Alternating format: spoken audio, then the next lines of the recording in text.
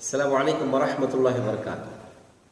আলহামদুলিল্লাহি ওয়াহদা ওয়াসসালাতু ওয়াসসালামু আলা মান লা নাবিয়্যা বা'দা, আম্মা বা'দ। সম্মানিত দিনী ভাই বোনেরা, মহান রব্বুল আলামিন বান্দাদেরকে সহজে জান্নাতে প্রবেশ করানোর জন্য, জাহান্নামের থেকে মুক্তি দেওয়ার জন্য, নেকির পাল্লা যাতে ভারী হয়, পাপের পাল্লা যাতে হালকা হয়ে যায়, বিশেষ কতগুলি ফজিলতপূর্ণ দিন আমাদেরকে দিয়ে থাকেন, যাতে করে আমরা এই দিনগুলিতে অত্যন্ত কম ইবাদত অত্যন্ত অতি সহজেই জান্নাতে প্রবেশ করতে পারি। ইতিপূর্বে আমরা পবিত্র রমজানের ইবাদত করেছি, জিলহজ মাসের প্রথম দশকের ফজিলত সম্পর্কে আমরা জেনেছি, এমন করেছি। আজকে আপনাদের সামনে একটি পবিত্র দিন সম্পর্কে আলোচনা করব, সেটা হচ্ছে মুহররমের 10 তারিখ অর্থাৎ আশুরার দিন ফজিলত সম্পর্কে। আশুরার ফজিলত সম্পর্কে সংক্ষিপ্ত আপনাদের সামনে আমি প্রেক্ষাপট, ফজিলত, করণীয় এবং বর্জনীয় এই 3টি পয়েন্ট আলোচনা করব।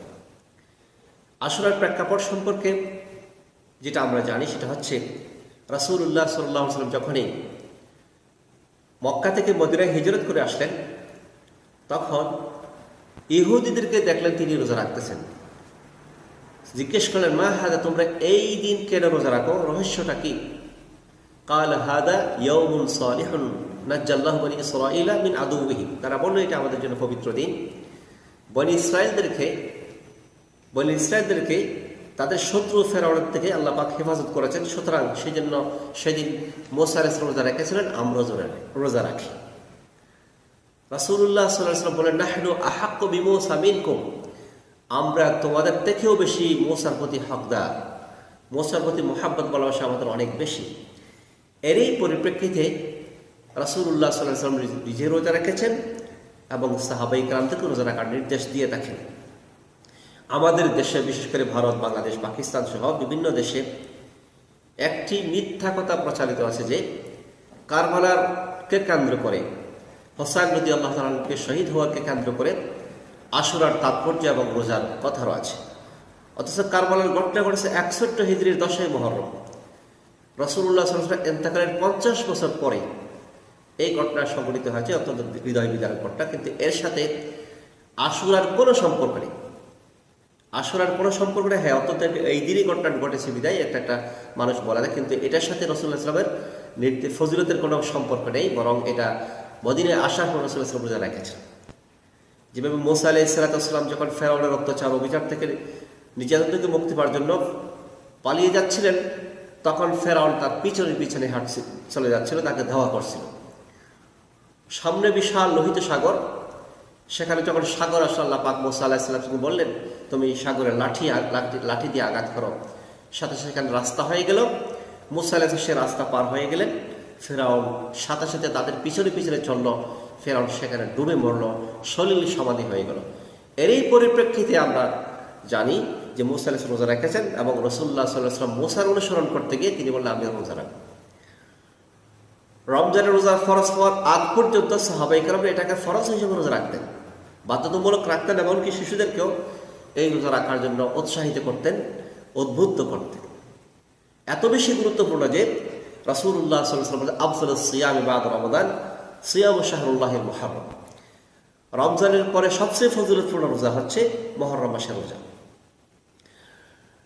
এই রোজা রাখার পূর্বে সাহাবায়ে কেরামদের একটা প্রশ্ন আসলো যে আমরা সকল ক্ষেত্রে ইহুদির বিরোধিতা করে থাকি, এখানে কেন সবসময় আমরা ইহুদিদের সমর্থন করে থাকব?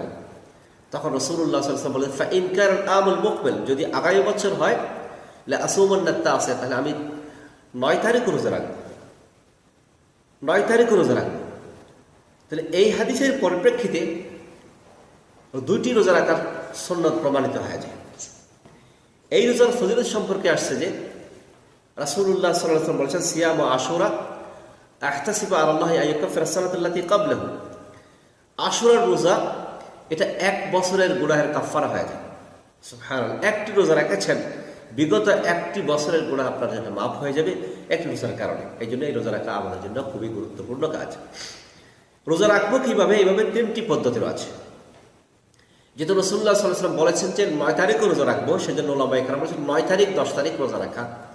যদি সম্ভব হয় 9 তারিখ 10 তারিখ 11 তারিখ 3টাই আপনি রাখেন। যদি সেটা সম্ভব না হয় তাহলে 2টা অবশ্যই, 9 তারিখ 10 তারিখ যদি সেটা সম্ভব না হয় তাহলে 10 তারিখ 11 তারিখ দুইটাই মিলাবে। যদি কোনো ব্যক্তি বলে যে আমি একটি রোজা রাখতে পারবো, তাহলে ওলামায়ে কেরামরা সেটা অনুমতি দিয়েছেন, একটি রোজা রাখার অনুমতি রয়েছে। এই হলো মোটামুটি আশুরার ফজিলত। এতে আমাদের শিক্ষণীয় হচ্ছে যে নবী করিম সাল্লাল্লাহু আলাইহি ওয়াসাল্লামের সুন্নাত অনুসরণ করা আমাদের জন্য কর্তব্য।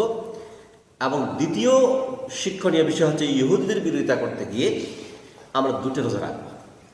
তৃতীয় আরেকটি শিক্ষণীয় বিষয় হচ্ছে ইসলাম যেমন হিজরতকে সম্মানিত করেছে সাদের মাসকে, ঠিক একইভাবে ইহুদি ধর্মের মধ্যেও সাদের হিসাব অনুযায়ী তারা রোজা রাখতে, যেভাবে 10 মুহররম তারা রেখেছেন। এবং সবচেয়ে গুরুত্বপূর্ণ হচ্ছে আল্লাহ পাকের নিয়ামতের শুকরিয়া স্বরূপ রোজা রাখা সুন্নাহ। এছাড়া যে সমস্ত কাজগুলো আমাদের সমাজে প্রচলিত রয়েছে, বিশেষ করে দেখা যায় অনেকেই খানার আয়োজন করে, বিভিন্ন বিশেষ খানার আয়োজন করে, এগুলি সম্পূর্ণ বিদআতি কর্মকাণ্ড। এগুলির সাথে কোনো শরীয়তের কোনো সম্পর্ক নেই, বরং শুধু রোজা রাখাই সুন্নাহ। আর শিয়া সম্প্রদায়ের দেখা দেখি আমাদের মধ্যে অনেকেই মাতম করে, অনুষ্ঠান করে, হোসাইন সম্পর্কে আলোচনা পর্যালোচনা করে, এগুলি সব বিদআতি কর্মকাণ্ড। শরীয়ত সেটা সমর্থন করে না, বরং শরীয়ত বিরোধী কর্মকাণ্ড। এই জন্য সম্পর্কে বাইরে আমরা আল্লাহ রাব্বুল আলামিনের দরবারে দোয়া করছি আমাদের জন্য এই দিনের ফজিলতপূর্ণ রোজা রাখার আমাদেরকে তৌফিক দান করুন। ওয়া সাল্লাল্লাহু আলা নবিয়িনা মুহাম্মদ ওয়া আলা আলিহি।